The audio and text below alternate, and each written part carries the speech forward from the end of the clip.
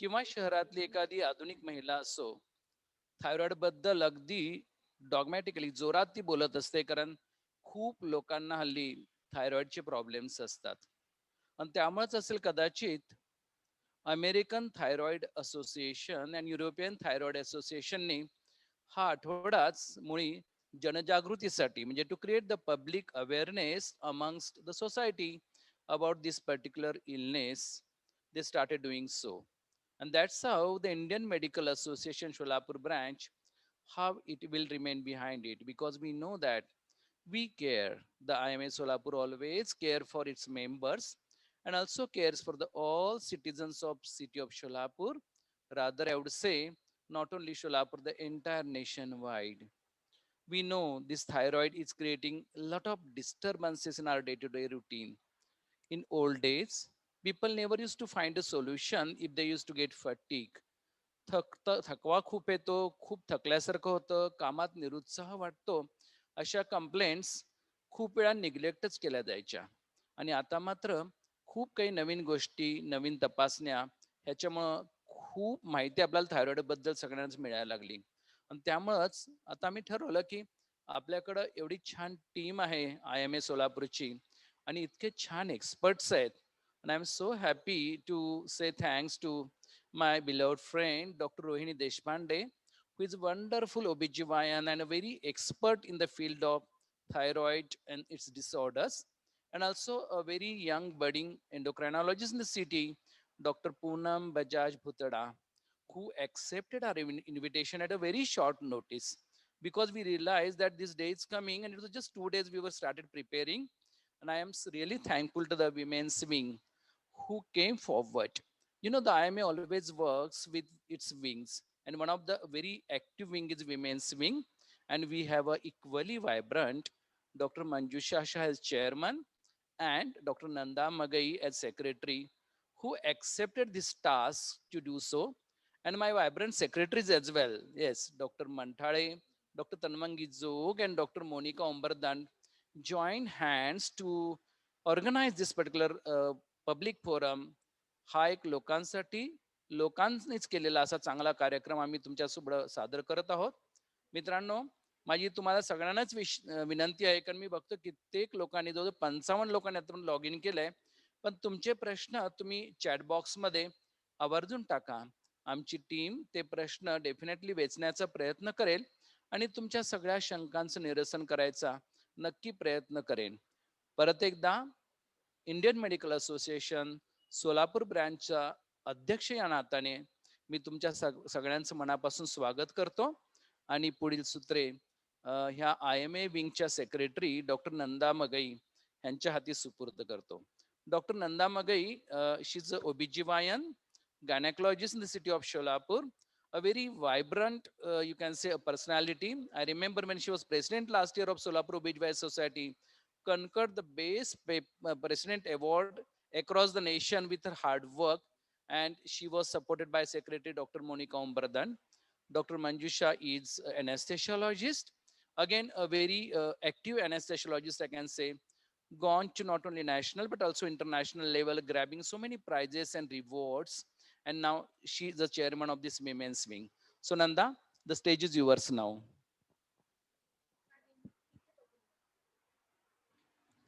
Good evening, everybody. As the Secretary Women's Wing, IMA Solapur, I welcome all of you for today's program. I will introduce the speakers of today's program. It is indeed a great pleasure to introduce the speakers for today's program, Dr. Rohini Deshpande Madam and Dr. Poonam Bhutada. Dr. Rohini Deshpande is a great academician and a dynamic lady with endless list of achievements. She is an evergreen personality with dedication, hard work, perseverance, and a perfectionist with great leadership qualities. She has won accolades for giving the best of the Amox president in 2018-20. She has served the people of Solapur as a consultant obstetrician and gynecologist for the last 28 years. She has presented various lectures and papers in Maharashtra, Karnataka, Tamil Nadu, Delhi, Kerala, and so on. She has organized many conferences in Solapur. She has contributed in a great way to IMA Solapur and has also served as the president IMA. She has a long list of achievements, and this is just an introduction in short. I feel proud to introduce this wonder lady, Dr. Poonam Bhutada. She is full of energy and has great achievements to her credit. She has completed her DNB endocrinology, PD Hinduja Hospital and Medical Research Center, Mahim, Mumbai, MD Medicine Lokamanya, Tilak Medical College and Sion Hospital, Mumbai. She has contributed numerous publications which needs lot of dedication and effort. Academically, she is always a bright student with 18th rank in India in super specialty DNB entrance exam, 81st rank in the state of Maharashtra PG entrance test, 13th rank in the state of Maharashtra in medical common entrance test. So here I present before you the best of speakers. I hand over the mic to Dr. Tanvangi. Yeah, and before Tanavangi starts, friends, let me tell you that I can see people have logged in not only from Sholapur but also across the country. So I would request all the organizers as well as the speakers and the moderators, you can feel free to use whatever language you want to use. You can use Marathi, you can use Hindi, you can use English. And if anyone specifically wants any particular language, please put a message. तुम्ही तुमच्या chat box मध्ये message टाकू शकता आमच्यासाठी, ज्यायोगे तुम्हाला आवडणारी भाषा त्या भाषेमध्ये सुद्धा आम्ही तुम्हाला उत्तर देण्याचा नक्की प्रयत्न करू. Tanvangi, stage is yours. Thank you sir. नमस्कार मंडळी. IIMA सोलापूरच्या ह्या चर्चासत्रात आपल्या सर्वांचं पुन्हा एकदा स्वागत. हा जो आजचा कार्यक्रम आहे तो IIMAच्या विमेन्स विंगच्या एजिसच्या खाली घेतला जातोय. त्यामुळे IIMAच्या विमेन्स विंगच्या अध्यक्षा डॉक्टर मंजुषा शहा मॅडम यांना मी रिक्वेस्ट करते की त्यांनी विमेन्स विंग काय आहे त्याची संकल्पना थोडक्यात आपल्या प्रेक्षकांना सांगावी. Doctor Manjusha madam please.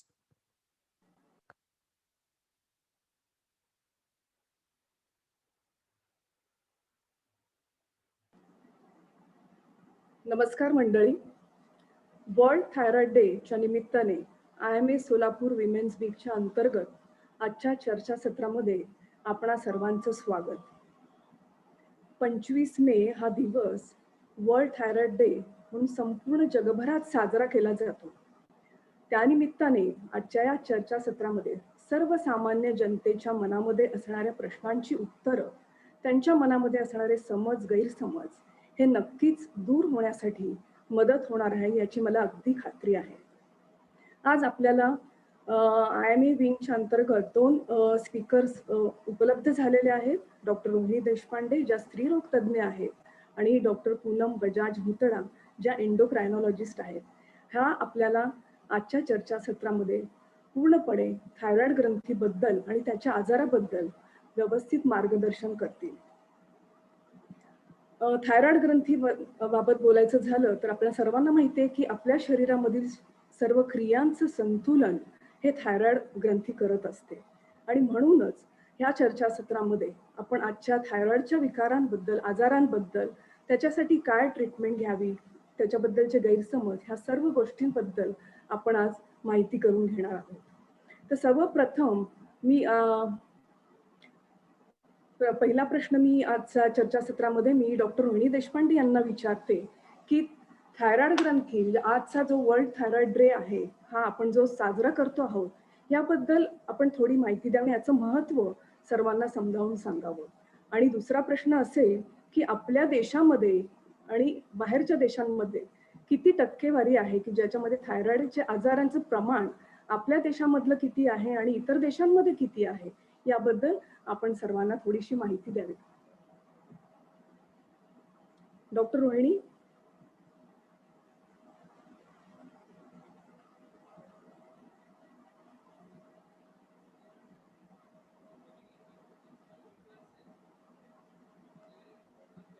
तन्वांगी Rohini. Yes. नमस्कार. सर्वप्रथम IIMAचे प्रेसिडेंट डॉक्टर मिलिंद शाह आणि सचिवा डॉक्टर तन्वंगी जोग, तसेच विमेन्स विंगच्या चेअरपर्सन डॉक्टर मंजुषा शाह आणि सचिवा डॉक्टर नंदा मगई आणि मोनिका उंबरदंड ॲज अ ट्रेजरर, ह्या सर्वांचं मी मनापासून कौतुक पण करते आणि त्यांचे आभारही मानते की मला ह्या कार्यक्रमामध्ये त्यांनी सहभागी करून घेतलं. तर आजचा दिवस हा असा विशेष दिवस आहे की थायरॉइड ह्याच्याबद्दल आपला अवेअरनेस जो आहे हा आम जनतेला असावा. तसंच डॉक्टरांच्या मध्ये सुद्धा जी थायरॉइडची जी लक्षणं दिसतात ती लक्षणं बरोबर आपण टिपून घेतली पाहिजेत आणि त्यामुळे जर आपण थायरॉइडचे काही जे ग्रंथीचे काही विकार असतील ते पूर्णपणे जर त्याचे निदान व्यवस्थित केले तर त्याची ट्रीटमेंट दिल्यानंतर हा जो थायरॉइडचा आजार आहे तो पूर्ण बरा होऊ शकतो. हा त्याच्यामधला महत्वाचा मुद्दा आहे आणि त्याच्यामुळे त्याच्याबद्दल अवेअरनेस असण्यासाठी म्हणून हा दिवस जो आहे तो ऍक्च्युली अमेरिकन असोसिएशन आणि युरोपियन असोसिएशननी 2008 मध्ये ऍक्च्युली हा दिवस हा असा साजरा करायला सुरुवात केला आणि आज तागायत हे थायरॉइड डे म्हणून हा असा प्रचलित आहे आणि ह्या दिवशी किंवा ह्या आठवड्यामध्ये हे वेगवेगळ्या थायरॉइडच्या विकारांवर आणि थायरॉइडच्या बद्दल सर्वांनाच अवेअरनेस असावा म्हणून हा दिवस हा साजरा केला जातो. तर महत्वाचं म्हणजे प्रेव्हलन्स डॉक्टर मंजुषा शहानी मला विचारलं की हे किती प्रमाणात आपल्याला आढळतं. जसं मिलिंद शाह डॉक्टरनी आपल्याला आता सांगितलं की खूप आपण हा थायरॉइड हा शब्द ऐकतोय की थायरॉइडचे आजार म्हणून. तर आपण बघतोय की आपल्या देशामध्ये जवळजवळ 10 जण जर आपण सोप्या भाषेत म्हणायचं म्हटलं तर एक 10 मध्ये 2 ते 3 जणांना हा आजार असा संभवतो.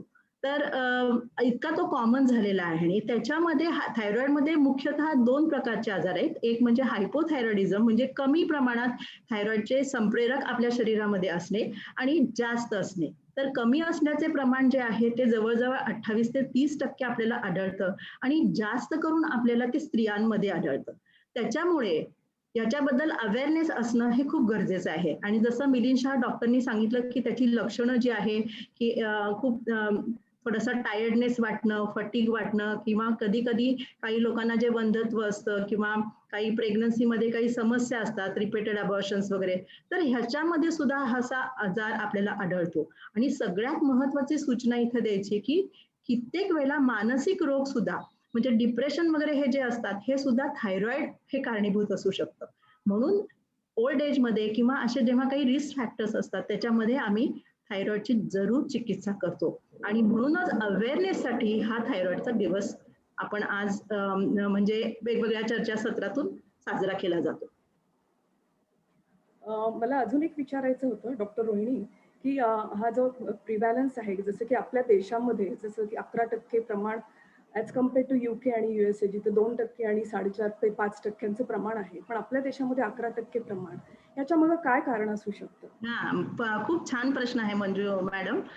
कारण की आपल्या देशामध्ये आयोडीन डेफिशियन्सीचं जे प्रमाण आहे ते खूप आहे आणि ते मॉडरेट टू सिव्हिअर पर्यंत असू शकतं आणि आयोडीनची ही डेफिशियन्सी जी आहे ही डाएटमधून असू शकते. कधी कधी त्याच्यामुळे हे थायरॉइडचे विकार हे होऊ शकतात. कधी कधी ते ऑटोइम्युन पण असतात, पण मुख्यतः एशियन कंट्रीजमध्ये हे आयोडीन डेफिशियन्सीमुळे असतात.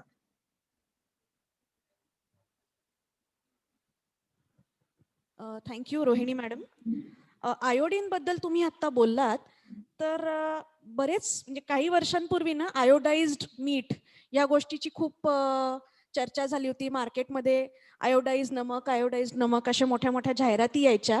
तर खरोखर आयोडीन युक्त मिठाचा थायरॉइडच्या आजारांवर किंवा ह्याच्यावरती काही परिणाम असतो का, किंवा त्या मिठामध्ये जे फॉर्टिफिकेशन केलं जातं त्याचा खरोखर थायरॉइडचे आजार कमी करण्यामध्ये काही रोल असतो का?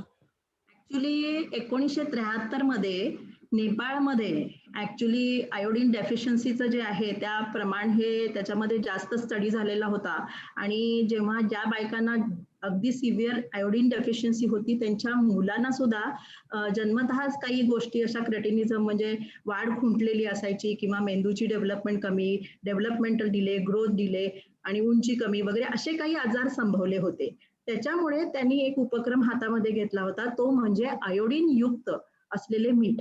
आणि तेव्हापासून हे आयोडाइज सॉल्ट जे आहे किंवा फॉर्टिफिकेशन ऑफ फूड की ज्याच्यातनं तुम्हाला आयोडीन मिळू शकतं.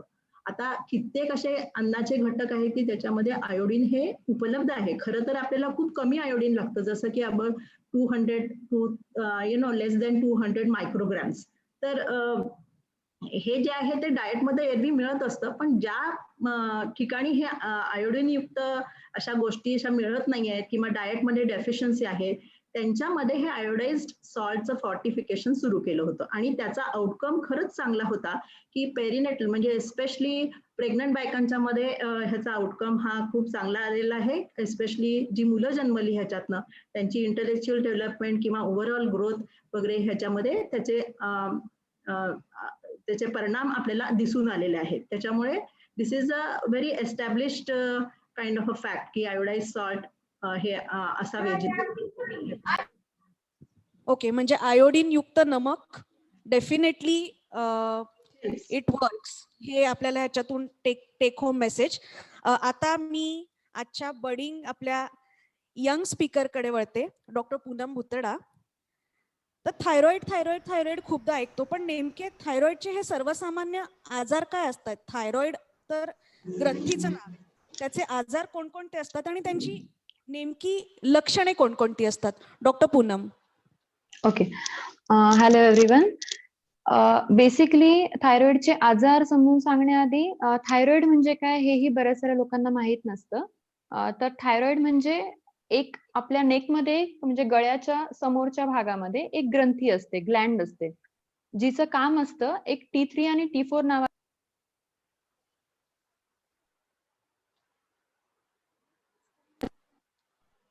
Am I audible? Poonam Am I audible?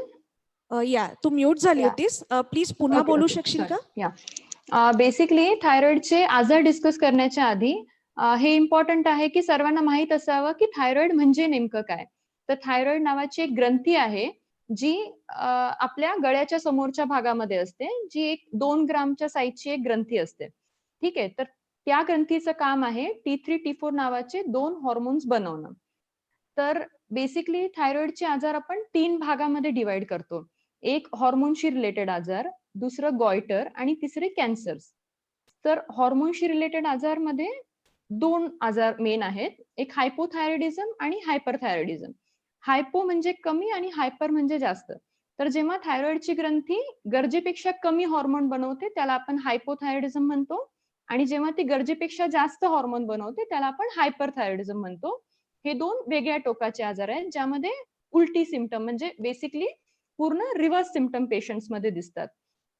तिसऱ्या प्रकारच्या आजाराला आपण गॉयटर म्हणतो. गॉयटर म्हणजे जेव्हा इथे थायरॉइड ग्रंथी साईज मध्ये वाढलेली असते आणि गळ्यामध्ये ज्याला आपण घेंगा म्हणतो हिंदीमध्ये, त्याला गॉयटर म्हणतात. तर this is basically a structural disease. तर ग्रंथीची साईज वाढली आहे, त्याच्यामध्ये गाठी झालेल्या आहेत, त्याला आपण गॉयटर म्हणतो.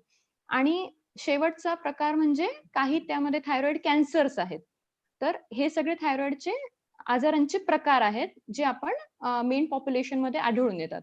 आता यामध्ये जे कॉमनली आपण बघतो की थायरॉइड झाला, त्यात सगळ्यात कॉमन आजार आहे हायपोथायरॉइडिझम. म्हणजे जे आपण म्हणतोय की एक पॉप्युलेशन मध्ये 10 to 12% पेशंटला थायरॉइडचे आजार आहेत, यात मेन कॉन्ट्रीब्युशन हायपोथायरॉइडिझमचं आहे. म्हणजे most of the time autoimmune थायरॉइडायटिसमुळे ग्रंथीमधून हॉर्मोन कमी बनणं, याला आपण हायपोथायरॉइडिझम म्हणतो. हे सगळ्यात कॉमन आहे, बाकीचे आजार रिलेटिव्हली कमी कॉमन आहेत. मला या संदर्भातच विचारायचं, तू हायपोथायरॉइडिझम आणि हायपरथायरॉइडिझम आणि कॅन्सर असे 2-3 प्रकार आपण बघितले. तर मला असं विचारायचं होतं की म्हणजे हे थायरॉइडचे जे आजार आहेत हे अनुवंशिक असतात का, किंवा हे जे थायरॉइडचे आजार आहेत हे साधारण कोणत्या वयात आढळून येतात? ओके, बेसिकली आता हे आजारावर डिपेंड करतं. तर हायपो आणि हायपरथायरॉइडिझम मध्ये बऱ्यापैकी अनुवंशिकता आहे. म्हणजे बेसिकली जर एक जनरल पॉप्युलेशन मध्ये आपण म्हणतो की 10% पॉप्युलेशन इज हायपोथायरॉइड ऍट प्रेझेंट. ठीक आहे, म्हणजे 10% लोकांना हायपोथायरॉइडिझम आहे. तर जर मी एक जनरल पॉप्युलेशनचा भाग आहे तर 10% चान्स आहे की मला थायरॉइड होईल. पण जर माझ्या एका पॅरेंटला किंवा भाऊ बहीण कोणा सिबलिंगला जर थायरॉइड आहे तर 50% चान्स आहे की मला थायरॉइड होईल. तर अनुवंशिक आहे म्हणजे असं नाहीये की पॅरेंटला असलं म्हणजे मुलांना होणारच म्हणून, पण त्याचे चान्सेस खूप जास्त वाढतात. तर बेसिकली हायपो आणि हायपरथायरॉइडिझम आणि अनुवंशिकतेचं बऱ्यापैकी प्रमाण आहे. पण आपण थायरॉइड कॅन्सर मध्ये आणि गॉयटर मध्ये तेवढं अनुवंशिकता आढळून येत नाही. Okay, thank you Poonam. आता ओके, अनुवंशिक आहे हे आता आपल्याला लक्षात आलंय. ओके, लक्षणं तर ठीक आहे आपल्याला सांगितली आहेत तुम्ही. पण आता ह्याचं नेमकं निदान कसं करायचं, म्हणजे डायग्नोसिस जे म्हणतो, कुठल्या टेस्ट सांगतो किंवा साधारण काय लक्षणं दिसली तर लोकांना वाटावं की हो बाबा आपल्याला थायरॉइडचा काही प्रॉब्लेम असू शकतो आणि आपण जाऊन ते इव्हॅल्युएट करून घ्यावं. ओके. आता या आजारामध्ये जसं मी सांगितलं की मोस्ट कॉमन हायपोथायरॉइडिझम आहे. तर first we talk about hypothyroidism. तर जे पेशंट क्लिनिकमध्ये जनरली मी बघते, सगळ्यात कॉमन सिम्पटम म्हणजे काहीच सिम्पटम नाही पेशंटला. म्हणजे मोस्ट ऑफ द टाइम आपण स्क्रीनिंग मधून आता आजकाल असं आहे की रॅम्पंट सगळ्या लोकांचे सगळे टेस्टिंग झालेले असतात आणि सगळे लोक हेल्थ चेक्स वगैरे करून येतात. तर कॉमनली एक 100 मधून म्हणजे 100 लोकांचा डायग्नोज झाला असेल तर 70-80% लोकांना काहीही सिम्पटम नसताना चेक झालेलं असतं आणि आढळून येतं की थायरॉइडचा आजार आहे. तर बेसिकली म्हणजे माझं असं मत आहे की पॉप्युलेशनमध्ये थायरॉइड डिसीजेस एवढे कॉमन आहेत आणि बऱ्याच वेळेला सिम्पटम पण खूप वेग असतात. काही लोकांना फक्त फटीग आलाय, काही लोकांना पायाला क्रॅम्प्स आहेत, थोडंफार वेट गेन, तर कोणाला हेअर फॉल किंवा डोळ्याखाली सूज येणं, पायाला सूज येणं. तर हे असे बरेच सारे ओव्हरलॅपिंग सिम्पटम आहेत जे की नॉन स्पेसिफिकलीही काही लोकांमध्ये असू शकतात किंवा काही दुसऱ्या आजारांमुळे होऊ शकतात. तर बेसिकली एवढं कॉमन असल्यामुळे माझं असं मत आहे की प्रत्येक व्यक्तीचं थायरॉइड एकदा तरी चेक व्हायला पाहिजे, because it is worth it. जर 100 टेस्ट मधून 10 लोकांचं पॉझिटिव्ह येणार आहे तर प्रत्येकाचं एकदा व्हायला हवं. त्या व्यतिरिक्त बेसिकली जर कोणाला हायपोथायरॉइडचे सिम्पटम असतील, जसं की मी सांगितलं की डोळ्याखाली सूज किंवा पायाला सूज येणं, पायाला क्रॅम्प्स येणं, हेअर फॉल होणं, मेन्सेसमध्ये मेन्स्ट्रुअल ॲबनॉर्मॅलिटीज म्हणजे मासिक पाळीमध्ये इरेग्युलॅरिटीज असणं, इन्फर्टिलिटी म्हणजे उपजन क्षमता कमी होणं, असं काही असेल, बाकी काही स्पेसिफिक सिम्पटम असतील किंवा काही नॉन स्पेसिफिक सिम्पटम, फक्त फटीग आहे, झोप खूप जास्त येते किंवा झोप कमी येते, तरीही एकदाच चेक व्हायला पाहिजे थायरॉइड. या उलट हायपरथायरॉइडिझम म्हणजे जेव्हा हॉर्मोन खूप जास्त बनतो ग्रंथीमधून, त्यावेळेचे सिम्पटम म्हणजे बेसिकली पेशंटला वेट लॉस होणं, झोप कमी येणं, छातीमध्ये धडधड होणं किंवा डोळ्याची साईज मोठी होणं, डोळे बाहेर आल्यासारखे दिसणं, हात थरथरल्यासारखे होणं, स्वेटिंग जास्त होणं, हे सगळे हायपरथायरॉइडचे सिम्पटम आहेत. तर यातलं काहीही सिम्पटम असेल किंवा लहान मुलांमध्ये आपण बघतो की अकॅडमिक परफॉर्मन्स पोअर होणं, हाईट कमी असणं, हे सगळे जर सिम्पटम दिसत असतील किंवा एखाद्याला डिप्रेशन, सायकोसिस, बाकी म्हणजे बेसिकली सायकॅट्रिकही सिम्पटम जर पेशंटला काही येत असतील, so then it is worth checking thyroid once.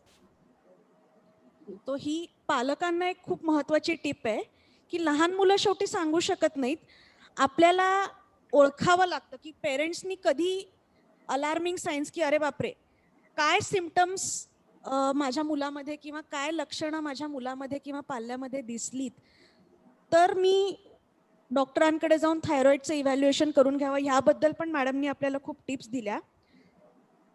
Poonam, लहान मुलांमध्ये तू सांगितलंस की थायरॉइडचा आजार कॉमन असतो, मग त्यांच्यावर उपचार करताना तुम्हाला काही वेगळी चॅलेंजेस फेस करावी लागतात का? बेसिकली जेव्हा आपण लहान मुलांमध्ये आणि अडल्ट मध्ये ज्या वेळेला आपण थायरॉइडसाठी डोसेजेस आपण डिसाइड करतो, तर डोसेजेस मध्ये बऱ्यापैकी डिफरन्स असतो. कारण लहान मुलांमध्ये असं आहे की लहान मुलांमध्ये पर केजी डोस रिक्वायरमेंट खूप जास्त असते, ते ग्रोईंग फेज मध्ये असतात. प्लस असं आहे की लहान मुलांमध्ये आपण म्हणजे बेसिकली त्यांचं ग्रोथ होत असतं, त्यांचं बॉडी सरफेस एरिया आणि वजन रॅपिडली वाढतं अडल्टच्या कंपॅरिझन मध्ये.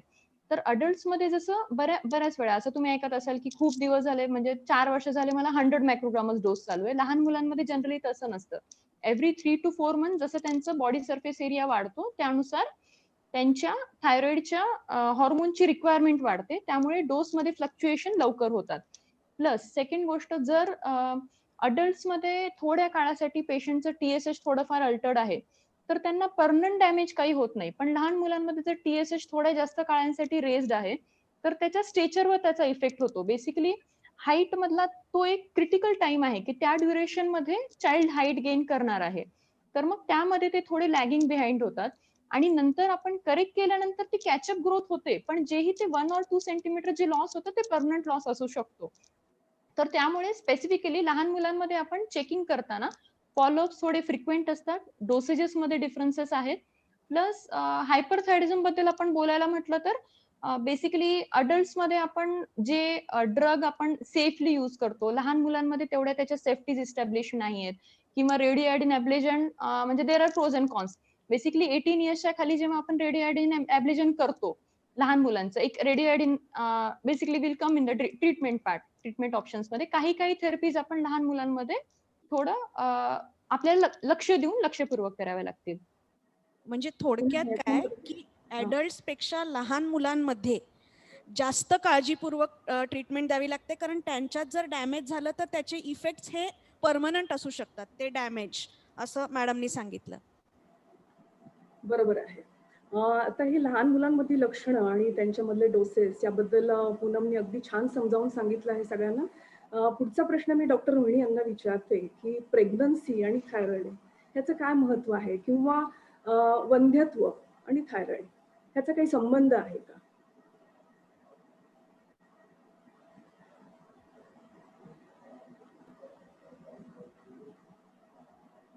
Doctor Rohini? Rohini madam, please unmute your self.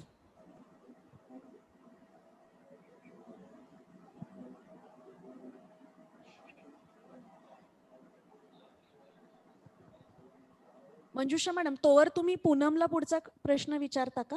हो, चालेल चालेल, ठीक आहे.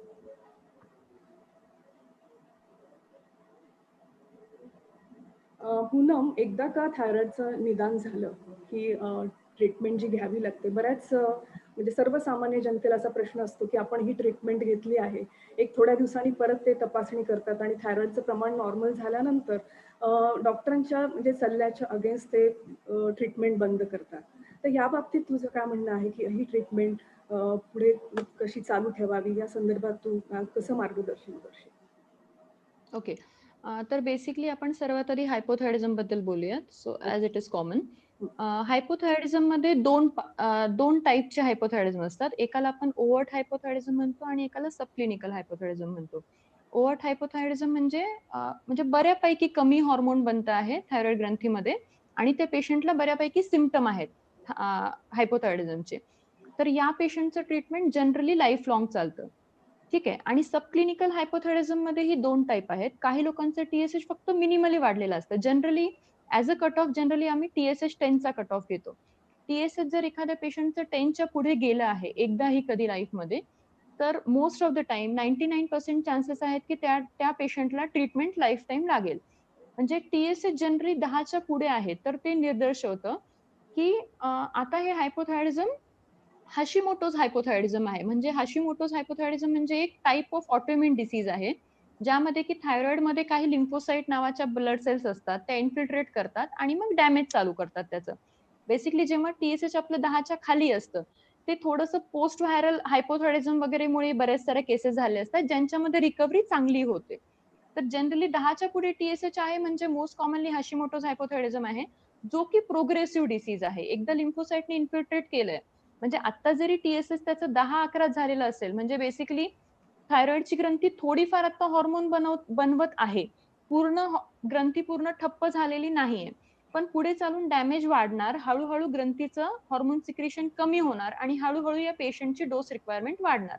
तर या प्रकारच्या पेशंटना जनरली ट्रीटमेंट लाईफ टाईम लागते. याच्या उलट ज्यांचं TSH म्हणजे ऍट डिटेक्शन 10च्या खाली आहे, 6-7 असं बॉर्डर लाईन TSH आहे, त्याच्यामध्ये आपण ट्रीटमेंट डिसाइड करताना म्हणजे basically if patient comes to me, या पेशंटमध्ये आपण डिपेंड करतं की ट्रीटमेंट आपण चालू करण्याची आपण खूप घाई नसते, अनलेस की पेशंट काही प्रेग्नन्सी प्लॅन करत आहेत किंवा ग्रोईंग एज मधलं चाइल्ड आहे किंवा पेशंटला सिम्पटम आहेत. या पेशंटला आपण वेट करून 3 ते 6 महिन्यानंतर पुन्हा TSH चेक करून बघू शकतो. Depending on the trend we can start and we can hold treatment. तर बेसिकली काही पॉप्युलेशन आहे ज्यांचं TSH खूप बॉर्डर लाईन होतं, त्या पेशंटचे 50% चान्सेस आहेत की त्यांचं ट्रीटमेंट नंतर बंद होऊ शकतं. आणि ज्यांचं TSH कधी ना कधी 10च्या पुढे होतं, त्यांना ट्रीटमेंट लाईफ टाईम लागते. हे हायपोथायरॉइडिझम बद्दल झालं. बाकी हायपरथायरॉइडिझम मध्येही असं आहे. हायपरथायरॉइडिझमचं म्हणजे मुख्य कारण ग्रेव्स डिसीज आहे. तर ग्रेव्स डिसीज मध्ये ही इनिशियल ट्रीटमेंट दिल्यानंतर एक 30-40% पेशंट रिमिशन मध्ये जातात. त्याला आपण रिमिशन म्हणतो, क्युअर म्हणत नाही. तर यातले काही पेशंट नंतर थोड्या काळासाठी किंवा प्रोलॉंग काळासाठी ट्रीटमेंट फ्री होऊ शकतात. पण यांना आपल्याला नियमित वेळच्या वेळी चेकअप करावं लागतं की हे वापस येत नाहीये ना. तर हे आता आजारावर डिपेंड करतं आणि आजाराच्या सिव्हिअरिटीवर डिपेंड करतं की कोणत्या पेशंटची ट्रीटमेंट बंद होऊ शकते आणि कोणाची बंद होऊ शकत नाही. बरोबर आहे. म्हणजे तू म्हणतेस ते अगदी खरं आहे, की कुणीही आपण वैद्यकीय सल्ल्याशिवाय जर ट्रीटमेंट सुरू केली असेल, तर ती नक्कीच बंद करायची नाही. पुढच्या सगळ्या टेस्ट आणि सगळा अंदाज घेऊनच आपण ट्रीटमेंट बंद करायची आणि ती आपल्या लाईफलाँग लागणार आहे की नाही, हे आपण वैद्यकीय सल्ल्यानुसारच ठरवावं. आता पुढचा प्रश्न मी डॉक्टर रोहिणी देशपांडे यांना विचारते, की प्रेग्नन्सी आणि थायरॉईड याचा काही संबंध आहे किंवा वंध्यत्व आणि थायरॉईड याचा काही संबंध आहे? याचं थोडंसं महत्त्व सर्वांना जरा पटवून द्यावं. छान प्रश्न आहे डॉक्टर मंजुषा. तर वंध्यत्व साठी जेव्हा आमच्याकडे स्त्रिया येतात किंवा कपल येतं तेव्हा नक्कीच आम्ही थायरॉइडची चिकित्सा करतो. कारण जर खरंच थायरॉइडची त्यांच्यामध्ये म्हणजे प्रॉब्लेम असेल, जसं की हायपोथायरॉइड इज व्हेरी कॉमन, आणि जर समजा हायपर असेल तरी सुद्धा we have to take care before we actually start with the other treatment. So that is one point. Secondly म्हणजे थायरॉइड हे जे हार्मोन जे आहे त्याची जी लेवल आता भुतोड्या मॅडमनी 10 म्हणून सांगितली, 10च्या वर असेल तर ते ओव्हर हायपोथायरॉइडिझम, म्हणजे त्यांना लक्षणं पण असतात किंवा ते 10 म्हणजे त्यांना ट्रीटमेंट द्यायलाच पाहिजे. पण आमच्याकडे जेव्हा पेशंट येतात त्यांना कधी कधी त्या लेवल्स ज्या असतात ते साधारण 4-5 ते 10 पर्यंत अशा पण लेवल्स असतात. मग अशा वेळेस आम्ही त्याला सब क्लिनिकल म्हणतो, म्हणजे त्यांना काहीच होत नसतं, जसं मॅडमनी आधी सांगितलं बऱ्याच लोकांना काही होत नसतं. पण अशा स्त्रिया ज्यांना ऍक्च्युली वंध्यत्व साठी ट्रीटमेंट घ्यायची आहे त्या स्त्रियांमध्ये मात्र आम्ही विशेष काही अँटीबॉडी टेस्ट वगैरे करून घेतो की जेणेकरून त्याचा काही परिणाम होणार आहे का प्रेग्नन्सीवर. कारण तसं काही असेल अँटीबॉडी पॉझिटिव्ह तर त्यांना देखील आम्ही थोड्या प्रमाणामध्ये ट्रीटमेंट ही देतो. आणि म्हणूनच वंध्यत्व चिकित्सा करताना ह्या सगळ्या गोष्टी थायरॉइडच्या बाबतीत लक्षात घेतल्या पाहिजे. कारण आपण बऱ्याचशा गोष्टी म्हणजे जसं काही अबॉर्शन्स आहेत, रिकरंट अबॉर्शन्स आहेत किंवा काही प्रेग्नन्सीचे कॉम्प्लिकेशन्स आहेत, ह्या सुद्धा आम्ही टाळू शकतो. हा महत्वाचा मुद्दा आहे. आणि फर्टिलिटीची एन्हान्समेंट जे असते म्हणजे फर्टिलिटी ऑगमेंट होते की थायरॉइड जर आपण व्यवस्थित ट्रीट केलं तर. म्हणून थायरॉइडची चिकित्सा करणं म्हणजे TSH हे मॅडमनी सांगितल्याप्रमाणे ते तर करायलाच पाहिजे. पण जेव्हा सबक्लिनिकल लेवलवर TSH असतं तेव्हा देखील आम्ही पुढची टेस्ट म्हणजे थायरॉइड TPO अँटीबॉडी टेस्ट म्हणतात त्याला, ती टेस्ट देखील आम्ही करतो आणि त्या अनुषंगाने जशी ट्रीटमेंट आहे त्याप्रमाणे हे करतो. कारण जर TPO अँटीबॉडीज खरंच पॉझिटिव्ह असतील तर त्यांच्यामध्ये कधी कधी आउटकम चांगला नसतो प्रेग्नन्सीचा. म्हणून ह्या गोष्टी लक्षात घेतल्या पाहिजेत. बरोबर आहे. म्हणजेच वंध्यत्वामध्ये थायरॉइडचा खरंच खूप महत्त्वाचा रोल आहे असं म्हणता येईल. आणि ज्यांना इन्फर्टिलिटी आहे, बऱ्याचदा थायरॉइडची ट्रीटमेंट घेतल्यानंतर अशा दाम्पत्याला पुन्हा प्रेग्नन्सी राहण्याची शक्यता नक्कीच असते. त्याच्यानंतर मी डॉक्टर पूनमना असा प्रश्न विचारते, बऱ्याच लोकांना आहार खूप काही गैरसमज आहेत की थायरॉइड असेल तर हे खावं किंवा ते खावं, हे खाऊ नये किंवा व्यायामाच्या बाबतीत. तर तुझं काय म्हणणं आहे की आपण आहाराबद्दल आपण काय सजेस्ट करा? ओके. तर बेसिकली सगळ्यात पहिला क्वेश्चन जे पेशंट विचारतात की कोबी, फुलकोबी, फ्लॉवर कोबी खायला पाहिजे की नाही पेशंटनी. तर आधी जो most common type of thyroid होता जो हिली रिजन मध्ये असायचा तो iodine deficiency goitre, iodine deficiency hypothyroidism असायचं. तर त्यावेळेला आयोडीन डेफिशियन्सी कोबी खाल्ल्यामुळे वाढते. त्यामुळे त्यावेळेला म्हणजे कोबी थायरॉइड मध्ये खाऊ नये अशी कन्सेप्ट होती. आता करंट सिनारिओ मध्ये जेव्हापासून फोर्टिफिकेशन ऑफ सॉल्ट झालंय म्हणजे आयोडीन सॉल्ट जेव्हापासून मार्केटमध्ये अवेलेबल आहे तेव्हापासून जे आपण थायरॉइडचे डिझीज बघतो most common is autoimmune hypothyroidism. It is not iodine deficiency anymore at present, at least in the area where we are residing at present. ठीक आहे. तर सध्या आपण जे बघतोय ते ऑटोइम्युन हायपोथायरिझम आहे. तर ऑटोइम्युन हायपोथायरिझम मध्ये तुम्ही कोबी अँड ऑल सगळं खाऊ शकता, ते खाण्यासाठी काहीही प्रॉब्लेम नाही. बाकी जे आपलं रुटीन डाएट आहे त्यामध्ये हायपोथायरिझमचे पेशंट सगळं खाऊ शकतात.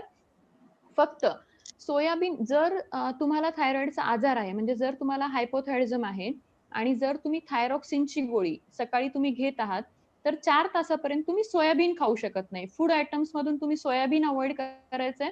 कारण टॅबलेटच्या ऍब्सॉर्प्शन मध्ये त्याचा इफेक्ट होईल. म्हणजे टॅबलेट तेवढी इफेक्टिव्हली तुमच्या ब्लड मध्ये, स्टमक मधून ब्लड मध्ये जाणार नाही. त्यामुळे गोळी घेतल्यानंतर 4 तासापर्यंत तुम्हाला सोया प्रोडक्ट्स खायचे नाहीयेत. Soya milk, whatever, soybean, whatever you are taking.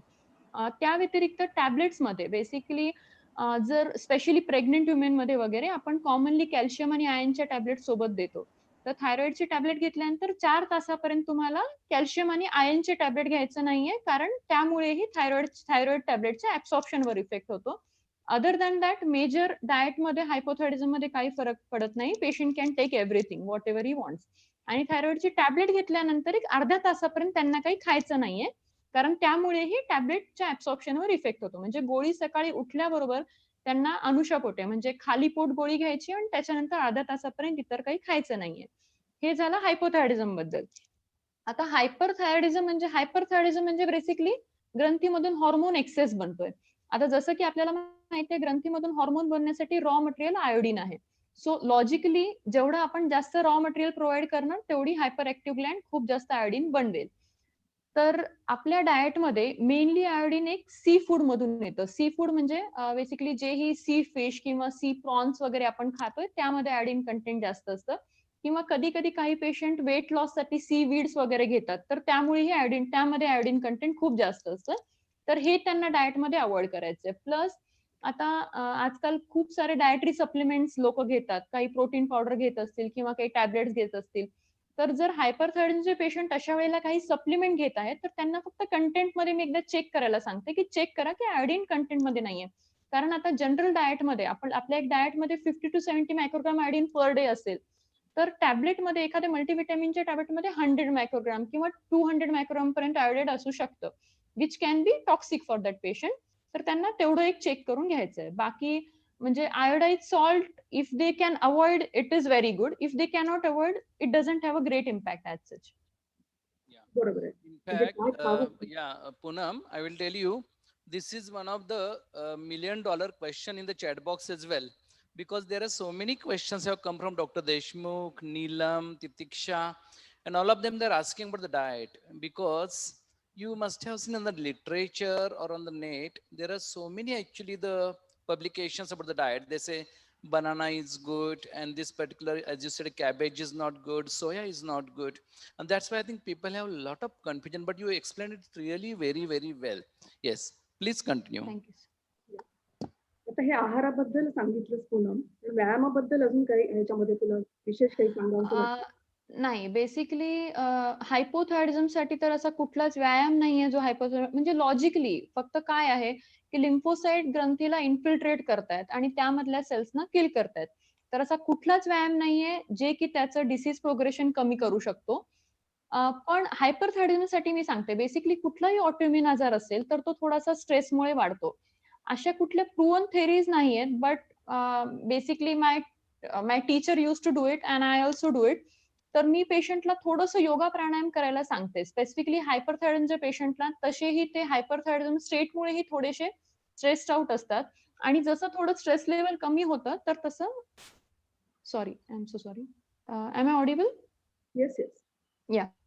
तर बेसिकली स्ट्रेस लेवल कमी झाल्यानंतर जे मी म्हटलं, हायपरथायरॉइडिझमचे पेशंट क्युअर होत नाहीत, ते रिमिशन मध्ये राहतात. रिमिशन मध्ये राहतात म्हणजे थोड्या काळासाठी ते बिना ट्रीटमेंटचं राहू शकतात. तर आता हे रिमिशन मधून पुन्हा हायपरथायरॉइडिझम केव्हा होतात, जेव्हा स्ट्रेस लेवल वाढतं. तर हे स्ट्रेसमुळे मध्ये मध्ये जे एक्झासर्बेशन्स होतात ते योगा आणि प्राणायाममुळे कमी होऊ शकतात. त्यामुळे हायपरथायरॉइडिझमच्या पेशंटला स्पेसिफिकली मी योगा प्राणायाम करायला सांगते. हायपोथायरॉइडिझमसाठी स्पेसिफिक काही एक्सरसाइज नाही, but as a routine every person should exercise for half an hour, 40 minutes, whatever. It should be for general health, nothing specific for thyroid as such. बरोबर आहे. म्हणजे रोजचे व्यायाम जे आहेत ते हायपोथायरॉइडच्या पेशंटनी नक्कीच ते जे करतात ते करायला continue पाहिजे. करावे. हो, हायपोथायरॉइडिझम मध्ये नक्कीच एक्सरसाइजचा त्यांना फायदा होऊ शकतो. Yeah. एक प्रश्न चॅट बॉक्स मध्ये आहे की डाएट नी काही फरक पडू शकतो का, की थायरॉइड कमी होऊ शकतो का? आता बरेच सारे डायटिशियन किंवा काही डॉक्टर्स किंवा काही जनरल पब्लिकही खूप सारे डाएट प्रपोज करतात हायपोथायरॉइडिझमसाठी, की हे केल्यानंतर ते ट्रीट होऊन जाईल. But as I am repeatedly saying, basically पॅथॉलॉजीमध्ये त्यामध्ये काहीही फरक पडणार नाही. काही काही स्टडीज आहेत, बेसिकली सेलेनियम वगैरे जे आपण मल्टीव्हिटॅमिन मध्ये म्हणजे बेसिकली ज्यांचे टीपीओ पॉझिटिव्ह हायपोथायरॉइडिझम आहे, इनिशियल स्टेजमध्ये आहे, त्यांना खूप सारे क्लिनिशियन सेलेनियम देऊन बघतात की सेलेनियममुळे जर टीपीओ लेवल कमी झालं आणि त्यामुळे ग्रंथीचं जर इन्फिल्ट्रेशन कमी होऊन नंतर आपण त्याला सेव्ह करू शकलो तर.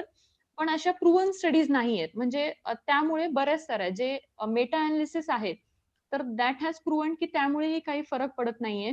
काही क्लिनिशियन्स इनिशियल थोड्या काळासाठी स्टिरॉइड पण देतात, थिंकिंग दॅट की थोडं ग्रंथीचं इन्फ्लमेशन कमी होऊन त्यानंतर मग डॅमेज स्टॉप होत असेल तर.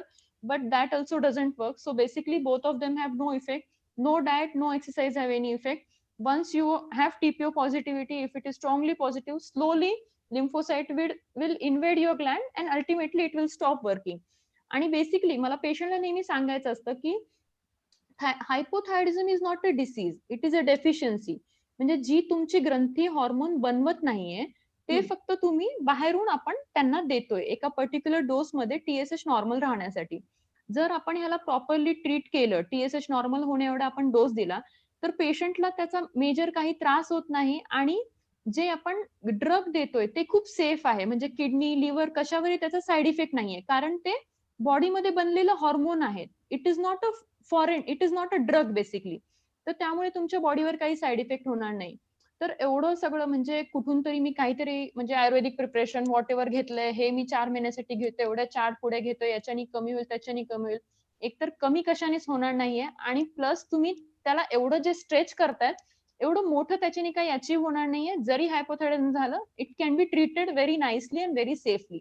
So don't fall in that and you can follow your routine whatever you are following. बरोबर आहे. आता शीतल मुंदडांचा प्रश्न आहे, त्यांनी असं विचारलं आहे की किती दिवसांनी थायरॉइडचं चेकअप केलं पाहिजे, रुटीन Okay. चेकअप?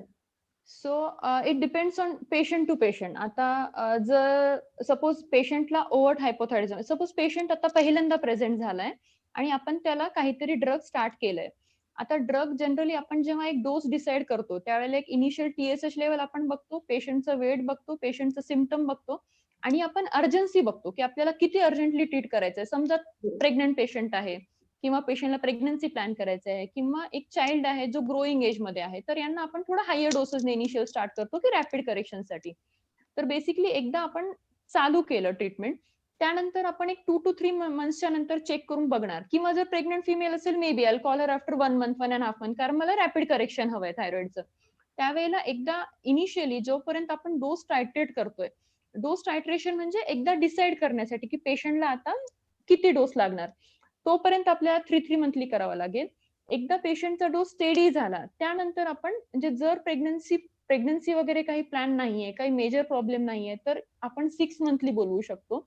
एकदा 2-3 इयर्स झाले, समजा सेमच डोस राहतोय, तर इयरली पण या पेशंटचं चेक करू शकतो हायपोथायरॉइडिझम.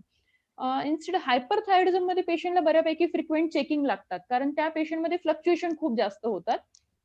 तर इनिशियली या पेशंटला मंथली चेकिंग लागू शकतं आणि नंतर एकदा स्टॅबिलिटी आल्यानंतर 2 to 3 मंथली, म्हणजे ऍटलीस्ट त्यांना 3 मंथली तर चेकिंग करावंच लागतं हायपोथायरॉइडच्या पेशंटला. आता जे प्रेग्नंट फिमेल असतात, प्रेग्नंट फिमेल मध्ये जर ओव्हर हायपोथायरॉइडिझम आहे, आता मला करेक्शन करायचंय, तर मी 1 वीक नंतर ही पेशंटला T3 T4 करून बोलवते, कारण त्यावेळेला जर त्या ड्युरेशन मध्ये पेशंटला ऍडिक्वेट डोस नाही मिळाला तर मग that child IQ will suffer. Basically त्या बाळाच्या IQ वर त्याचा परिणाम होऊ शकतो. त्यामुळे आपण त्यांना लवकर बोलवतो. जे कंजेनायटल हायपोथायरॉइडिझम असतं, म्हणजे जे जन्मजात हायपोथायरॉइडिझम असतं, त्या पण पेशंटचं तसं असतं. आपण जनरली एकदा डोस चालू केल्यानंतर 15-20 डेज मध्ये लगेच चेक करतो, कारण त्यावेळेला जर डोस कमी पडला तर ते बाळ नेहमीसाठी मतिमंद होऊ शकतं. तर डिपेंड करतं पेशंट सिनारिओवर आपलं चेकिंग किती फ्रिक्वेंटली असायला पाहिजे ते डिपेंड करतं. खूप छान सांगितलंस पूनम, अतिशय सुंदर. लहान मुलांमध्ये, प्रेग्नंट म्हणजे बायकांमध्ये आणि शिवाय हायपो आणि हायपर मध्ये कशा पद्धतीने आणि किती दिवसांनी कसं ट्रीटमेंट आणि कसं फॉलोअप करावं याचं खूपच छान वर्णन तू केलेलं आहेस. एक प्रश्न आहे प्राजक्त शितोळेचा आहे. Iodine vaporises with heat so not absorb from food. Not absorb, I'm sorry, I couldn't hear it.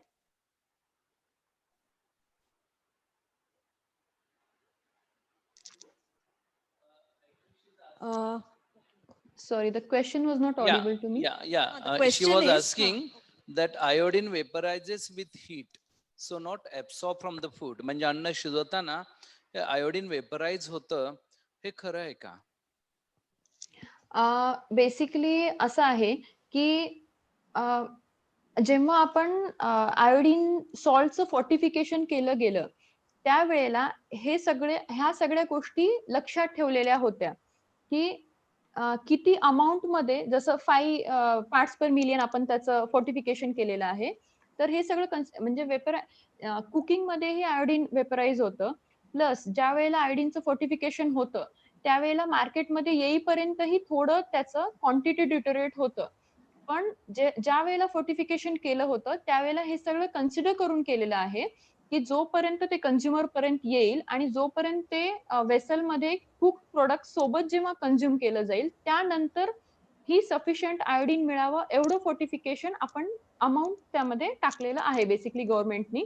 तर basically if you are using iodized salt as a routine in cooked food as well, if you're not taking it after cooking and all, then also it is sufficient basically, because these factors has been considered prior only. Okay, thank you Poonam. पुढचा प्रश्न मला आता रोहिणी मॅडमना विचारायचा आहे. तुम्ही infertility आणि thyroid ह्याबद्दल खूप सविस्तर सांगितलं. हॅलो. स्पेसिफिक मला विचारायचं आहे किंवा रादर काही चॅट्स मध्ये पण आलाय प्रश्न की मेल इनफर्टिलिटी आणि थायरॉइड ह्याचंही काही रिलेशन असतं का? स्त्रियांमध्ये असतं तुम्ही सांगितलं, पण पुरुषांमध्ये पण थायरॉइड जर डिसफंक्शन असेल तर मेल इनफर्टिलिटी पण कॉन्ट्रीब्यूट करू शकतं का? Obviously, if there is a hypothyroidism in males is not all that common, but still if it is there, तसे असेल तर नक्कीच त्याचं करेक्शन करणं गरजेचं आहे, कारण it can affect the overall performance of a male and they might feel fatigue and then their relationship may not be as active as it should be. तर अशा काही गोष्टी होऊ शकतात की त्याच्यामुळे fertility can get affected. Not as such direct effect on the spermatogenesis, but it is very important that the male has to be treated, and if there are any signs then of course complete treatment is important, and of course this has to continue for lifelong if it is there. So even if it is not common, पुरुषांमध्येही hypothyroidism किंवा hyperthyroidism असू शकतं. असू शकतो, आणि कधी कधी त्यांच्यामध्ये असं एक नोशन असतं की थायरॉइडचे आजार म्हणजे स्त्रियांचे, पण तसं नाहीये. त्याच्यामुळे पुरुषांनाही जर असे काही लक्षणं दिसत असतील तर त्यांनी जरूर थायरॉइडच्या दृष्टीने पण त्यांच्या सगळ्या टेस्ट करून घेणं गरजेचं आहे. आणि आणखीन एक मुद्दा सांगायचा म्हणजे कधी कधी त्याबरोबर डायबेटीस पण असू शकतो. कधी कधी काही ते ड्रग्ज घेत असतात, लाईक अमिडोरोन वगैरे असे काही ड्रग्ज आहेत की ज्याच्यामुळे काही अँटी डिप्रेसंट आहेत की त्याच्यामुळे सुद्धा थायरॉइड लेवल कमी होतात. मग अशा वेळेस आपल्याला जास्त त्यांच्याकडनं माहिती घेऊन मग then we will have to treat accordingly. Drugs बद्दल थोडंसं डिटेल सांगू शकाल का? कुठल्या ड्रग्जनी थायरॉइडच्या लेवल्स डिरेंज होऊ शकतात? डिप्रेशनसाठी लिथियम नावाचे ड्रग पण वापरतात बऱ्यापैकी सायकॅट्रिस्ट, त्याच्यामुळे होऊ शकतात. किंवा अमिडोरॉन म्हणून काही अँटी अरिथमिक ड्रग्ज आहेत त्याच्यामुळे होऊ शकतं. तर हे अशा काही गोष्टी आपल्याला हिस्ट्रीमध्ये पेशंटला नक्कीच विचाराव्या लागतील.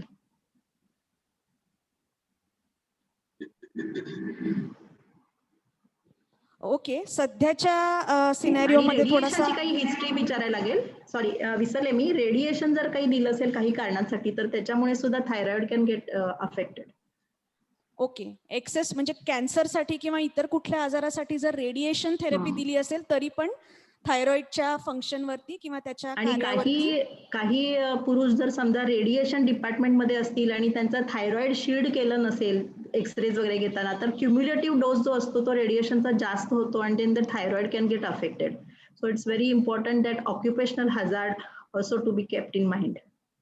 ओके ओके ओके, सध्याच्या करंट सिनेरिओ मधला अगदी हॉट प्रश्न आता चॅट बॉक्स मध्ये आलाय की कोविड-19 आणि थायरॉइड याच्यामध्ये काही कोरिलेशन दिसला आहे का, किंवा कोविड-19 चा किंवा थायरॉइडचा कोविड-19च्या पेशंट्स मध्ये काही वेगळा आपल्याला प्रादुर्भाव असा काही दिसून आलाय का?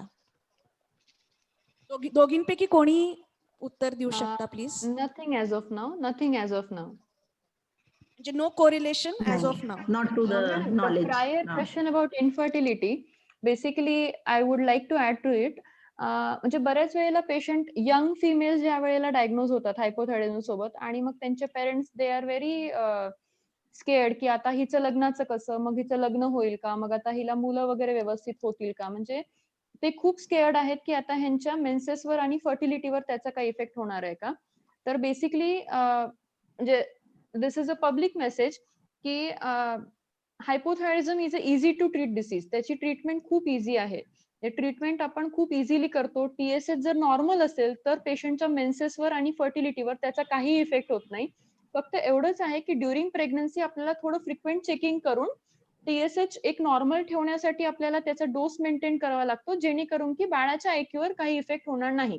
Otherwise that female is a perfectly normal female who will have a normal menses and normal fertility.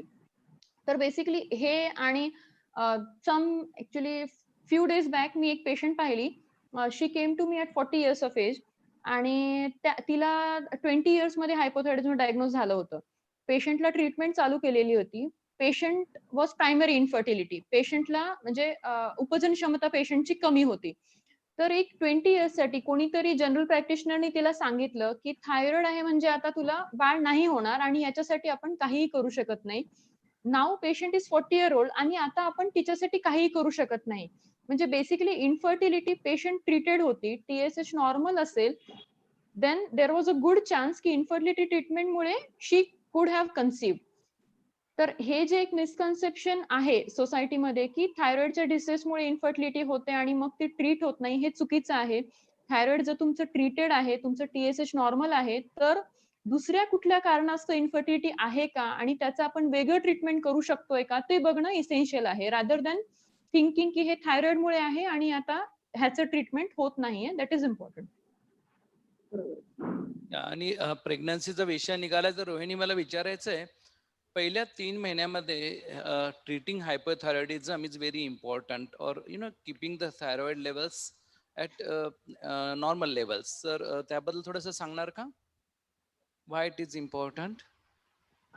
तर बेसिकली प्रेग्नन्सीमुळे शरीरामध्ये बरेच चेंजेस होत असतात. तसेच थायरॉइडच्या लेवलमध्ये पण चेंजेस होतात. कारण because of there is increase demand of the iodine and increase excretion through the kidneys also in pregnancy.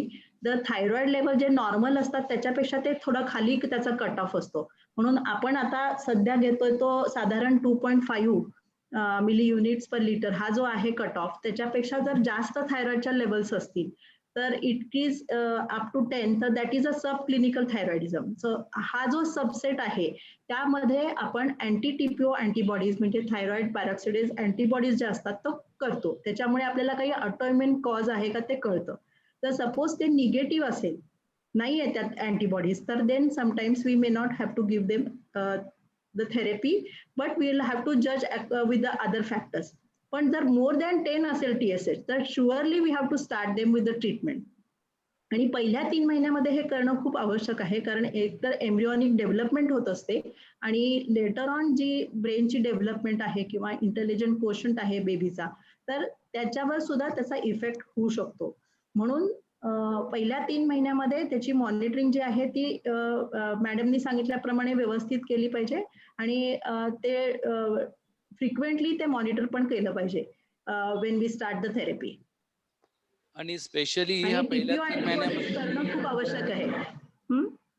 Yes, आणि स्पेशली Sorry? पहिल्या 3 महिन्यामध्ये fetal thyroid is not producing thyroid, so we need to the baby need to depend on the maternal thyroid levels. त्यामुळे खरंच याचं खूप महत्व आहे.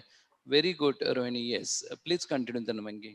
Okay, याच कंटिन्युएशन मध्ये डॉक्टर शितोळे मॅडमनी विचारलंय की पहिल्या 3 महिन्यात म्हणजे in the first trimester or at what gestational age what drug should be started, especially in patients of hyperthyroidism with ANC patients of hyperthyroidism. Drug of choice. What dose? Hello. Drug of choice is always levothyroxine. So it is, we Madam, always give that drug. So it will hyperthyroidism start according to the weight of the patient. Rohini madam, Sorry? Hyperthyroidism बद्दल प्रश्न आहे. Hyperthyroidism. Hyperthyroidism is, hyperthyroidism is not all that common, but we do see in 1% of the patient. If we find that the levels of TSH less than 0.001, then we have to suspect the hyperthyroidism. And if the patient has got symptoms, then of course this is a very serious problem. So that has to be really treated very vigorously. So we can give the drugs like methimazole or propylthiouracil, which actually has to be continued throughout the pregnancy, and the levels of the T4 have also to be monitored along with the TSH. And also we have to do the T3 levels, and they have to be done free T3 and T4 levels, not just T3 and T4, because in pregnancy, because increased levels of thyroglobulin, we have to consider this fact. So the continuation of drug is very, very important to avoid any crisis in the pregnancy. Okay, in the continuation, there is one more question, madam. Autoimmune thyroiditis बद्दल Poonam mentioned. Hashimoto's disease वगैरे जे आपण म्हणतो, तर is there any other treatment for Hashimoto's, or we just treat it as routine hypothyroidism? This is a question from Dr. Sunita Degavkar. So please answer. Okay, as I said, basically the concept was कुठलंही ड्रगनी inflammation कमी करून progression कमी होऊ शकतंय का? तर ज्याही त्यामध्ये सेलेनियमच्या किंवा स्टिरॉइडच्या स्टडी झाल्या, those have failed. No treatment till now is able to stop the inflammation part and stop the damage further. तर सध्या तरी थायरॉक्सिन सोडून दुसरं कुठलंही इफेक्टिव्ह ट्रीटमेंट आपण यूज करत नाही. We are only giving replacement to that patient, which is thyroxine replacement. There is one more question. What is the cutoff of TSH level to start infertility treatment? म्हणजे hyper असो किंवा हायपो असो, cutoff of TSH level. Infertility treatment or sorry, normal TSH you are saying for hypothyroidism? TSH चा cut off infertility treatment हा, basically जर patient हायपोथायरॉइड आहे and if patient wants to plan pregnancy, whether it is with infertility treatment or normal pregnancy, तर पेशंटचं TSH 0.5 to 2.5 च्या मध्ये असायला पाहिजे. प्रेफरेबली वी कन्सिडर की 2.5 च्या खाली असेल, then it is safe enough to start planning. But if it is like 3.5 or 4 or something, and anyways if I increase the dose, तर आणि मी कन्सिडर करते की ठीक आहे नेक्स्ट 1 or 2 months मध्ये हे TSH नॉर्मल होईल जाईल, then also I can tell the patient, okay, you can go ahead with the pregnancy, no much major difference. But otherwise, if you go theoretically, then 0.5 to 2.5 is good enough. Hypothyroidism साठी, hyperthyroidism there is lot more. Basically you have to go to endocrinologist, you ask the endocrinologist, and then only you go ahead, because it is much more complicated to answer in public as such, because there are many levels. It is like a dynamic thing, म्हणजे कुठल्या direction मध्ये जात आहे, पहिल्यापेक्षा किती कमी झालंय, म्हणजे किती पर्सेंटनी कमी होत आहे, पेशंटचे सिम्पटम कसे आहेत, सिम्प्टोमॅटिकली युथायरॉइड आहे का, T3 T4 कसं आहे. त्यावेळेला मेजरली आपण हायपरथायरॉइड ट्रीट करताना मेनली आपण T3 T4 बघतो, कारण TSH चेंज व्हायला जेव्हा आपण ट्रीटमेंट चेंज करून T3 T4 चेंज होतं, त्यानंतर TSH स्टॅबिलाइज व्हायला 6 weeks लागतात. बेसिकली एखाद्या पेशंटला आपण हायपरथायरॉइडचं ट्रीटमेंट चालू केलंय आणि T3 T4 नॉर्मल लेवल पेक्षाही कमी झाले, तरीही त्या पेशंटचं TSH सप्रेस असू शकतं. then that TSH wise we call it hyper, and T3 T4 low असू शकतं. तर बेसिकली हायपरथायरॉइडिझम ट्रीट करताना आपण TSH बघत नाही, आपण T3 T4 बघतो, आणि हायपोथायरॉइडिझम ट्रीट करताना आपण TSH बघतो. So both the things are different basically. Okay. प्रश्न आहे जसं आपण मगाशी Mike. केलं. Poonam, we wanted to know little more. काय होतं, आपल्या बऱ्याच स्त्रिया, बऱ्याच भगिनींना हायपरथायरॉइडिझम असतं, आणि प्रेग्नन्सी मध्ये मग PTU असेल किंवा मिथिमॅझोल असेल, हे देताना आम्हा स्त्रीरोग तज्ञांना नेहमी भीती वाटत असते की बाळावर हे ड्रग्स परिणाम तर करणार नाहीत ना. तर what is your say on that? काय सजेस्ट कराल तुम्ही यासाठी की how to get very judgmental sort of administration of this drugs without affecting the baby? म्हणजे बाळावर परिणाम तर नको, पण आईची सेफ्टी तितकीच महत्वाची. तर can you guide us? Sir, basically, first of all, sir, hypothyroidism in pregnancy can be managed by gynecologist or physician, but hyperthyroidism should not be touched by anyone else than endocrinologist, because it is difficult. It is a dictum. Basically T3 T4 आणि TSH चे cut off ranges सुद्धा pregnancy मध्ये different आहेत. ते सुद्धा बरेच सारे लोक अवेअर नसतात की म्हणजे बऱ्याच वेळेला non pregnancy reference ranges use करूनही आपण हायपर आणि हायपोथायरॉइड प्रेग्नन्सी मध्ये डायग्नोज करताना लोकांना बघतो. So if you are planning to treat it, basically you be thorough with it, get entire knowledge about it, and then only you should treat it. तर basically pregnancy मध्ये असं असतं की थायरॉइड बाइंडिंग ग्लोबुलिन हाय असतं, त्यामुळे T3 T4 level जे normal cut off पेक्षा म्हणजे it is like 1.5 times upper cut off. तर T3 T4 level normally higher साईडला असतं आणि TSH थोडंसं सप्रेस नॉर्मल प्रेग्नन्सी मध्ये असू शकतं. प्लस जे हायपरथायरॉइडिझम मध्ये म्हणजे प्रेग्नन्सी मध्ये most common type of hyperthyroidism is gestational thyrotoxicosis, which is least likely to harm the patient or harm the fetus. Hello. Poonam, you are audible. Please continue. Sorry, madam. Okay, तर basically gestational thyrotoxicosis काय असतं की pregnancy मध्ये एक HCG नावाचा hormone बनतो जो TSH शी similar असतो. तर तो थायरोसाइट्सवर म्हणजे थायरॉइडच्या सेल्सवर काम करतो आणि थोडंसं एक्सेस T3 T4 हॉर्मोन बनवतो. तर पहिल्या 3 ते 4 महिन्यांमध्ये HCG हॉर्मोनमुळे जे T3 T4 वाढलेलं असतं त्याला जेस्टेशनल थायरोटॉक्सिकोसिस म्हणतात. मोस्ट ऑफन 99% टाइम जेस्टेशनल थायरोटॉक्सिकोसिसला ट्रीटमेंट लागत नाही. बेसिक कन्सेप्ट इज जर T3 T4 लेवल थोडंसं वाढलेलं असेल पेशंटचं, प्रेग्नेंट वुमन मध्ये आणि चाइल्ड मध्ये प्लासेंटा असतो, थोडंसं जर हॉर्मोन लेवल एक्स्ट्रा असेल तर placenta will get rid of it. Basically फिटसला त्याचा काहीही फरक पडत नाही जर if it is a mild thyrotoxicosis. So mild thyrotoxicosis should never be treated first of all in pregnancy. Basically एक तर आपण T3 T4 एक आपण त्या प्रेग्नन्सी रेंजेस मध्ये जेव्हा बघतो त्यावेळेला ते थोडंसं वाढलेलं असतं आणि प्लस माइल्ड थायरोटॉक्सिकोसिस मध्ये ते थोडंसं अजून वाढलेलं असतं, तेवढं चालतं. तर basically mild thyrotoxicosis should be left untreated. 2 form of treatment आपण यूज करतो. एक सिम्पटम साठी आपण बीटा ब्लॉकर्स यूज करतो पेशंट मध्ये. बीटा ब्लॉकर्स मुळे थोडं फिटसला IUGR होतं. So if it is only absolutely indicated, पेशंटला खूप टॅकिकार्डिया आहे, पाल्पिटेशन्स खूप आहे, ट्रिमर्स खूप आहे, use it in mild dose for a very short duration, then you should stop it later on. आणि बाकी the second form of treatment जर मॉडरेट टू सिव्हिअर थायरोटॉक्सिकोसिस आहे, anyways you have to use, कारण pregnancy मध्ये you cannot go ahead with radioiodine ablation. Only safe treatment is antithyroid drug. तर antithyroid drug मध्ये mainly there are 3 options available: propylthiouracil, methimazole, carbimazole. So out of these 3 drugs basically प्रोपेलथायरोसिलचं असं आहे की it is safer in pregnancy, but other than pregnancy it is not a very safe drug. त्यामुळे म्हणजे fulminant hepatic failure, there are reported cases of fulminant hepatic failure. So even if patient is planning for pregnancy, till she conceives you continue with carbimazole or methimazole. Once patient is pregnant, then you have a option की जर mild आहे then you stop the treatment. जर mild आहे, basically pregnancy मध्ये autoimmune diseases suppress होतात, autoimmunity suppress होते आणि बऱ्याच वेळेला माइल्ड हायपरथायरॉइडिझम प्रेग्नन्सी मध्ये रिमिशन मध्ये जातात. So you can stop treatment for that patient. आणि बाकी रिमेनिंग पेशंट्स मध्ये पीटीओ विल बी सेफर. तर कार्बिमेझोल, मेथिमेझोल स्टॉप करून you can switch that patient to PTO, propylthiouracil I मीन.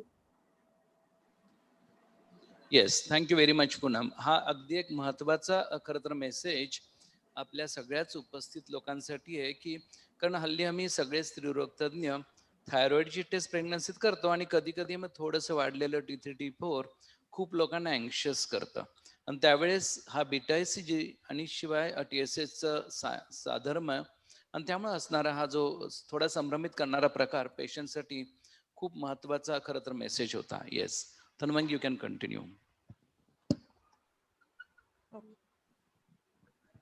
पूनम, मगाशीच आपण एक प्रश्न होता की रेडिओथेरपी आणि थायरॉइडशी आपण त्या संबंधित बोललो.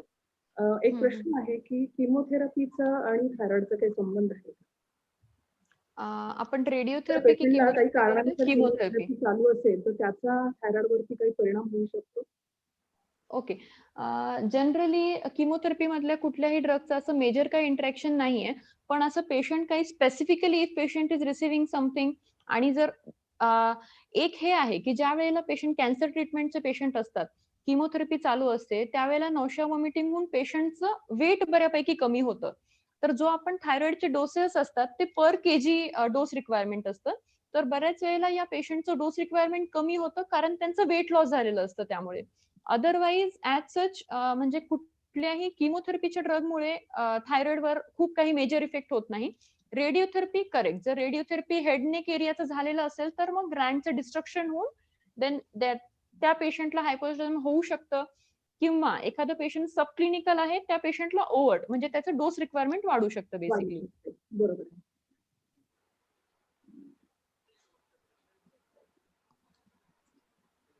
बहुतेक चॅटबॉक्स मधले बऱ्यापैकी प्रश्न झालेले आहेत आणि काही रिपीट आहेत. एक प्रश्न आहे की TSH 10 to 14 आहे आणि गोळ्या किती दिवस घ्याव्या लागतील? वय 51 आहे, शुगरची पण गोळी चालेल आणि किती दिवस गोळ्या घ्याव्या? असा एक प्रश्न चॅटबॉक्स मध्ये विचारला. Okay, as a sed TSH more than 10 आहे म्हणजे या पेशंटला ट्रीटमेंट मोस्टली 99% चान्स आहे की लाईफ टाईम लागेल. फक्त 1% पेशंट यातले असतील की ज्यांची ट्रीटमेंट बंद होते नंतर. बरोबर. आणि हा परत एक चांगला खरं तर मेसेज आहे Poonam and Rohini you're given, की ही एक रिप्लेसमेंट आहे. म्हणजे हे खरं तर औषधोपचार म्हणण्यापेक्षा एखाद्या गोष्टीची शरीरात असलेली कमतरता आणि ती भरून काढण्यासाठी केलेला हा एक प्रयत्न, इतपतच खरं तर लोकांनी असं ते घेतलं पाहिजे. आणि त्यामुळंच कित्येक लोकांनी चॅटबॉक्समध्ये विचारलंय, कारण त्यांना तीच वरी असते की आम्हाला लाईफलॉंग ही औषधं घ्यायची आहेत आणि ती आम्हाला घ्यायची नाहीत. की भाऊ प्रॅक्टिस करत असताना आम्हाला डॉक्टरांना सुद्धा हा नेहमी प्रश्न असतो, डॉक्टर तुम्ही थायरॉइडची गोळी सुरू करणार, मग आम्हाला ती कायमचीच घ्यावी लागेल. पण खरं तर त्याचं ऍक्च्युली त्याचा स्वीकार आपण रिप्लेसमेंट थेरपी म्हणून घेतली तर डेफिनेटली हा संभ्रम लोकांच्या मनामध्ये राहणार नाही. गुड. या ह्याच्याशी संदर्भात एकच शेवटचा प्रश्न मी विचारते की आता आपण हे जे पूर्ण डिस्कशन केलं की डिसीज, त्याची ट्रीटमेंट, लाईफ लॉंग घ्यायचं नाही घ्यायचं, ह्या सगळ्या गोष्टी आपण डिस्कस केल्या. तर एक प्रश्न असा विचारा असं वाटतो की thyroid is it a slow killing disease? Is it true? Not as such. म्हणजे हायपोथायरॉइडिझम तर जसं मी म्हटलं की जर TSH आपण नॉर्मल रेंजमध्ये मेंटेन केलं तर काही पेशंटला मेजर होत नाही. हायपरथायरॉइडिझम सुद्धा म्हणजे ज्या वेळेला जर पेशंट प्रेझेंट होईल त्यावेळेला पेशंट खूप जास्त कॅटाबॉलिक असतो, पण एकदा ट्रीटमेंट चालू केल्यानंतर पेशंट खूप चांगला इम्प्रूव्ह होतो, पेशंट खूप चांगले रिस्पॉन्ड करतात. तर जे पेशंट ट्रीटमेंट व्यवस्थित घेत आहेत त्यांच्यासाठी काहीच प्रॉब्लेम नाही, म्हणजे मेजर असा कुठलाही हेल्थवर इम्पॅक्ट होत नाही. प्लस आता असं आहे की हायपरथायरॉइडचे ड्रग तेवढे सेफ नाहीयेत. Hypothyroidism okay, levothyroxine is very safe, can be taken life long. हायपरथायरॉइडिझमचं असं आहे की जे methimazole, carbimazole or what ever propylthiouracil available आहे, those drug are not very safe when we are using it in long term. तर आपण या पेशंटला असं प्लॅन करतो, बेसिकली जेव्हा पेशंट आपल्याकडे येतो त्यावेळेला आपण एक 1.5 ते 2 वर्षाचं त्यांना एक म्हणजे हायपरथायरॉइडिझमसाठी ट्रीटमेंट ऑप्शन मध्ये 3 ट्रीटमेंट ऑप्शन्स अवेलेबल आहेत. एक तर आपण ड्रग थेरपी देतो, रेडिएशन अब्लेजन देतो आणि तिसरं आपण सर्जरी ऑफर करतो. सर्जरी जनरली फक्त ज्यांचं गॉयटर खूप मोठं आहे त्यांनाच आपण देतो. बाकी आपण 2 ट्रीटमेंट फॉर्म यूज करतो, एक मेडिकल म्हणजे ड्रग थेरपी आणि दुसरं रेडिओ अब्लेजन. तर इनिशियली कुठलाही पेशंट माझ्याकडे येतो त्यावेळेला आय स्टार्ट विथ, जर काही कॉन्ट्राइंडिकेशन नसेल ड्रगचं, then I start with drug therapy, thinking that, कारण जसं मी म्हटलं की हायपरथायरॉइडिझम मधले 40% पेशंट रिमिशन मध्ये जाणार. ऍट प्रेझेंटेशन आय कॅनॉट से की कोण रिमिशन मध्ये जाणार आणि कोण नाही जाणार. तर बेसिकली आपण सगळ्या पेशंटला ड्रग ट्रायल देऊन एक 1.5 ते 2 वर्षापर्यंत बघतो की कोणता पेशंट यातला आहे की जो स्वतःहूनच रिमिशन मध्ये जाणार आहे आणि याला पुढे ट्रीटमेंट नाही लागणार. एक 1.5 ते 2 वर्षानंतर जर आता 60% राहिले पेशंट जे रिमिशन मध्ये नाही गेलेत, म्हणजे ज्यांचा अजून ड्रग मी बंद नाही करू शकले, देन आपण यांना एक परमनंट ट्रीटमेंट ऑफर करतो ज्याला की रेडिओ अब्लेजन म्हणतो. तर डिपेंड्स, जर हायपोथायरॉइडिझम असेल देन ओके, ड्रग थेरपी तुम्ही लाईफ टाईम घेऊ शकता. पण हायपरथायरॉइडिझम आहे then we limit the duration की 1.5 ते 2 वर्षापर्यंत ट्राय करूयात तोपर्यंत. आणि जर आता रिमिशन नाही झालंय म्हणजे कंट्रोल मध्ये नाही आलंय तर आपण रेडिओ अब्लेजनसाठी पेशंटला रेफर करतो. करेक्ट, बरोबर आहे. खूप छान सांगितलं दोघी, डॉक्टर रोहिणी आणि डॉक्टर पूनम. अतिशय सुंदर हे चर्चासत्र अगदी सक्सेसफुल झालं असं मी म्हणेन आणि सगळ्यांच्या मनातल्या ज्या काही शंका, प्रश्नांची उत्तरं, समज, गैरसमज नक्कीच त्याचं निरसन ह्या चर्चासत्रामुळे झालं आणि आजचा हा वर्ल्ड थायरॉइड डे हा अगदी सक्सेसफुल झाला असं मी नक्कीच म्हणेन. मी डॉक्टर मिलिंद शहा प्रेसिडेंट यांना विनंती करते की त्यांनी या संदर्भात 2 शब्द सांगावे.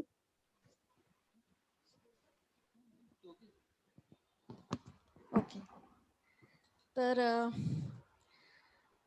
एक 2 ग्रॅमची छोटीशी ग्रंथी आपल्या गळ्यावरती जी असते, पण तिच्या कार्यात अगदी थोडासा जरी बिघाड झाला तरी शरीरातील प्रत्येक अवयवावर परिणाम होतो, हे आता आपण बघितलंय.